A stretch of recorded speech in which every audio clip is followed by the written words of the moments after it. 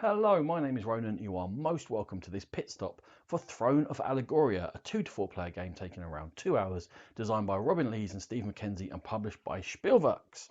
In Throne of Allegoria, the Queen is going to die within the next 6 weeks, and we are playing as noble houses looking to build ourselves up and to resolve these claim cards in order to score the most points before the 6 weeks is up. In each round, a royal decree is going to get turned over, and they have a top and bottom effect. Now, the top or bottom effect will be resolved depending upon whether the Queen is dead, because one of these cards is the royal decree that she's dead, which will flip that down, meaning that the effects will change for the rest of the game. Whatever the royal decree is, it's just going to change the rules very slightly for the rest of the round. And indeed, the Queen dying may happen at the very beginning of the game, or after the 6th round is over, it's randomly shuffled into that deck. Now, once everyone has seen what the royal decree is, they're then going to plan out what they're going to do on this turn, and we're going to do the planning phase. Each player has got a set of 6 bidding tokens valued 0 to 2 with one special one. When it comes to their turn, they're going to place one of them on one of the 7 action tracks around the place, and they're going to slide into the leftmost empty space on the board. Then all the other players will take turns doing likewise, going to any of these rows that they wish. Now, you can go back to the same row again by putting back down on top there, but you don't take another space up. There's only enough spaces in each row for the number of players within the game, and you can only have a maximum of 3 of them in any particular stack. Now, if I put these all out here, we're going to get to see something, because each of these rows will resolve in the same fashion. So seeing one, and basically you've seen them all. So when everyone has played all of their tokens out, we're then going to resolve. You go to the first action space and you flip all the tokens over and you check the values which are in there, adding up the values of the tokens of the same players. Anyone who's got 0 is out of there, is not going to be allowed to take that action this turn, indeed if they haven't gone there with tokens. And from there you slide across with the highest value being now the first player for that action, and so on down the line. If there was a tie, whoever had put any bidding token into the left would go first. Now we're going to look at each 7 actions and see what each of them do. This first one here is about claiming these claim cards. Firstly, whoever's put a bid in here, but the lowest bid is going to take first player, and that will basically only be for bidding on the next turn. But then we're going to look and see this chart according to how many players in the game. That's going to tell you how many cards you can draw, but no matter how many you draw, you only ever get to keep 1. These claim cards with the blue backs are all about having a certain situation in game or performing certain actions on a particular round, and then you're able to claim them immediately. So for example, this invincible wants me to have 5 soldiers on the battlefield, or use the wages action twice in the same turn, which we'll discuss, but I'll choose one of them and put them face down, hoping to get that done, but being aware that they will cost me points if I don't resolve them. In the second space, you're going to be able to boost your workforce, and again, I won't continue doing this, we just resolve the values each time. The only thing to worry about is if anyone puts in their starred, their special token, as soon as that is flipped over, they must decide whether it is a 2 or a 1. If they decide it is a 1 value, they get to activate one of their guilds down here. There's 5 of them, everyone gets the same 5 guilds, and they just do something small, generally affecting how your town works and the tracks down here. Other than that, we just resolve all these spaces as each other. In this space here, whoever has bid the least, who is on the right hand side, gets to choose all of these cards. Now, there are 5 types linked to the 5 tracks of your town track and these jokers which are wild, and they'll be putting them into 3 offers like this. And then whoever has got the most value in there, or is first player, is going to choose one of these offers to take. If you choose an offer with 2 cards, you must have at least 2 value in there in order to take them both. If like this black player's only got 1, they can choose that offer, but they must keep 1 and discard the other and add it to their workforce. So we might end up getting that card, for example. And we'll see how these are going to help us out as we go in and resolve the other 5 actions. At the top there, we've got the soldier and strength track. When we resolve it, depending upon the number of players in the game, you're going to get a certain number of action points. Everyone's going to get deploy points, but if you're higher up, you'll also be able to use these action points as task points.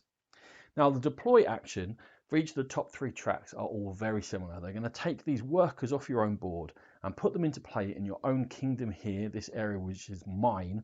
And where I put them in and what action I've used decides what they're going to be able to do over the course of the game. So let's say I'm taking this soldier action. I can take meeples from my board for each deploy action I have, and I can put them there, and now suddenly they become soldiers.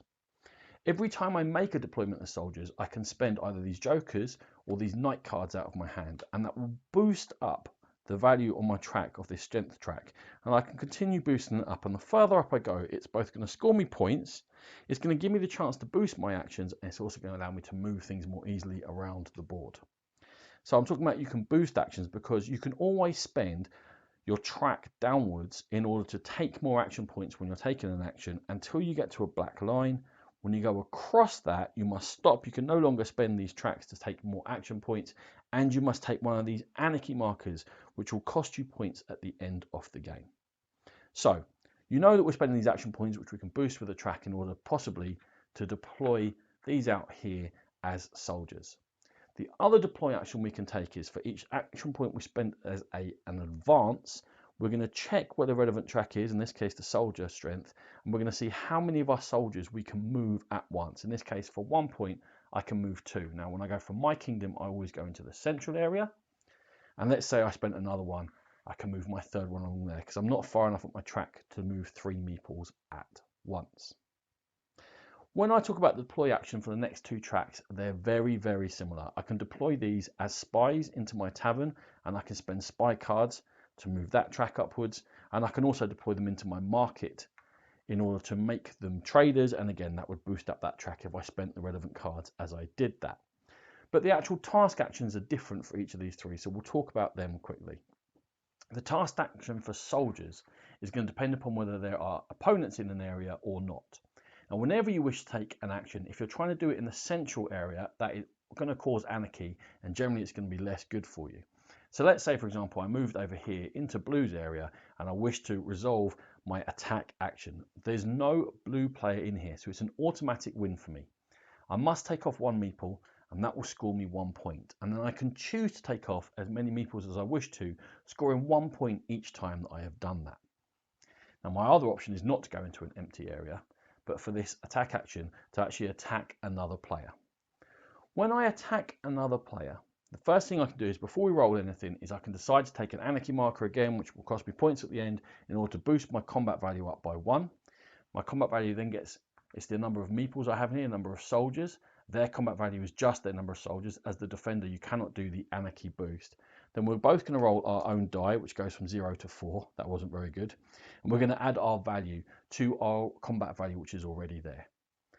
Whoever is highest is going to be the winner, but no matter who wins, both players are going to lose 1 soldier out of there. Then you're going to resolve how many points higher you were than the other player. Let's say, for example, I was 3 points higher than the black player here. If that was true, for each of those 3 points, I have a choice. I can spend one of them to get rid of one of their soldiers, and the other ones I can spend in order to just take points again to add to my value for the end of the game.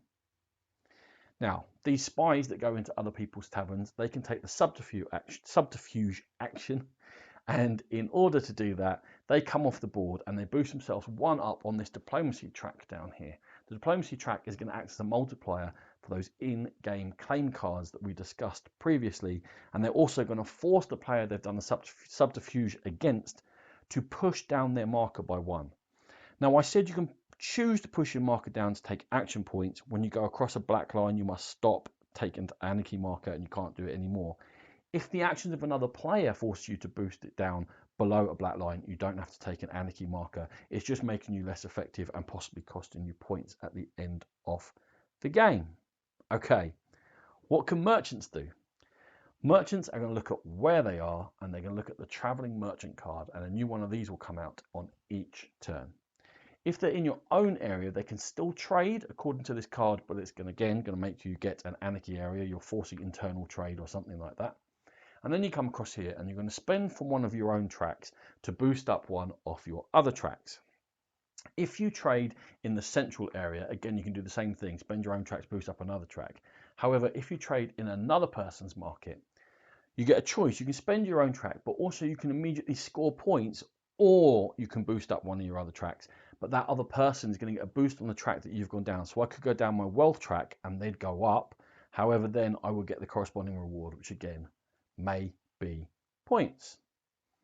Now, the bottom 2 have got similar actions to them, but they don't involve putting meeples out onto the board. And those are the banker and the scholar action. You can still deploy them in order to increase your track by spending the right cards. For example, I can deploy bankers here and spend this. That's going to cost me one of my action points, but I don't actually turn any meeples into bankers. They're just virtual workers, I guess. Same thing again when I put scholars into play. They also have other special deploy actions because you can't move meeples around the board with their deploy points. Therefore, you can use wages, it's called, in order to look at the movement value off your wealth track and use that to move any of the 3 classes of meeples you have around the board. For the Scholars of Knowledge, you can use your deploy actions in order to draw more of these workforce cards and in order to, as we've seen, spend them to boost up your tracks and make you more powerful. Final thing you can do is the 2 task actions, and again, you can only do task actions if you're further up in the bidding, depending upon the number of players. Otherwise, you can't spend these points as task points. But for this, for the banker, for the wealth track, you need to spend 2 points, and that's how you're going to get these guilds into play. And remember I said when you bid your star marker, you can choose to turn it into a 1 or a 2, and with a 1, you can activate your guilds. And they all just have very small little things like boosting your tracks up or costing other people a slight amount of thing, or give them a chance to take workforce cards, but having to pay you in order to do it. Finally, the knowledge task action boosts you up the arms track, which is up there underneath the anarchy markers. When you hit those bonus markers, you get to take that action, which can be very nice. If you get it all the way to the end, it can be worth 5 points to you for being there. But also, they will often link into these claim cards. So if we have a look at this, for example, the ready here score at least 3 influence from the knowledge track by pushing it up and being up here. That will be driving some of my decisions in game.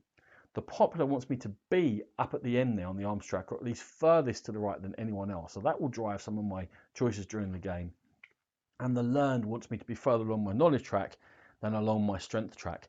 And these will very much be driving what you want to do, because you can score a maximum of 15 points from these, which is going to be a hefty amount of points.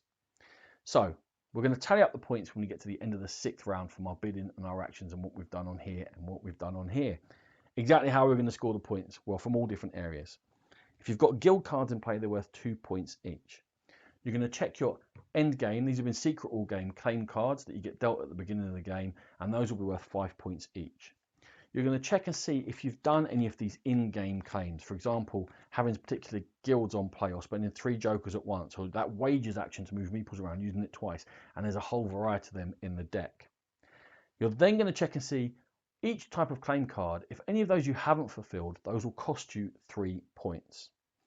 That diplomacy track that you move up for having spies in taverns and taking actions will give you a multiplier for how many in-game claim cards that you have fulfilled. The arms track, as I said, if you get to the end, you'll score 5 points. But if you haven't moved and haven't given anything in arms, it's going to lose you 3 points.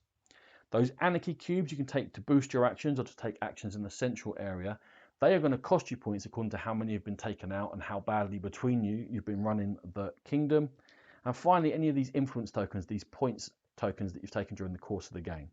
You'll add those together alongside how far you've made it up on each of these tracks, scoring a maximum of 5 for each of them, or possibly losing -1 if you're so far down. Once you've added together all of those points, whoever scored the most will be the winner of Throne of Allegoria. This has been a pit stop brought to you by the Game Pit. For more videos like this, check out the Dice Tower YouTube channel. For our actual opinions of gaming, please check out the Game Pit podcast, a proud member of the Dice Tower network. Thank you very much.